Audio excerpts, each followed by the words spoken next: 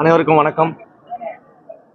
தமிழ்நாட்டில் புகழ்பெற்ற மதுரையின் ஒரு மிகப்பெரிய புகழாக இருக்கக்கூடிய மதுரை மீனாட்சி அம்மன் திருக்கோயிலில் இன்னும் 2-3 மாதங்களுக்குள்ளாக கும்பாபிஷேகம் நடக்க இருக்கிறது. அதற்கான பணிகள் எல்லாம் நடந்துட்டு இருக்குது.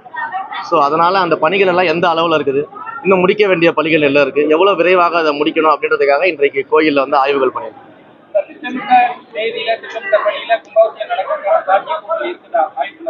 திட்டமிட்ட தேதியில திட்டமிட்ட நேரத்தில் அது நடக்கணும் அப்படின்றதுக்காக தான் இன்னைக்கு ஆய்வு வந்திருக்கிறோம். அந்த ஆய்வின் அடிப்படையில் அனைத்து பணிகளும் விரைவில் முடிவு செய்யப்பட்டு அந்த பணிகள் எல்லாம் முடிக்கப்பட்டு கும்பாபிஷேக தேதியை அபிஷியலாக அறிவிக்கப்படும். இல்லை, இப்போதைக்கு நான் கட்டுமான பணிகளை பார்த்துருக்கிறேன். இப்போதைக்கு கட்டுமான பணிகள் ஃபுல்லாத்தையும் நம்ம பார்த்துருக்கிறோம். ஏறத்தாழ 90% பணிகள் முடிஞ்சிருச்சு. இன்னொரு 10% பணிகள் தான் பாக்கி இருக்குது. அந்த பணிகள் எல்லாமே மிக விரைவாக முடிக்க சொல்லி நம்ம இப்போ இன்ஸ்ட்ரக்ஷன் கொடுத்துருக்கிறோம். மிக விரைவாக அதெல்லாம் முடிக்கப்படும்.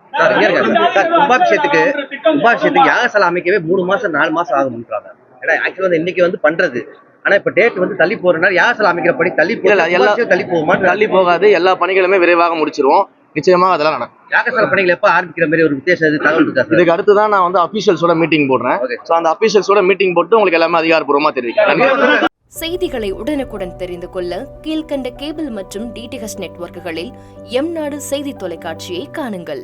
பாதகம் செய்பவரை கண்டால் நாம் பயம் கொள்ளலாகாது பாப்பா.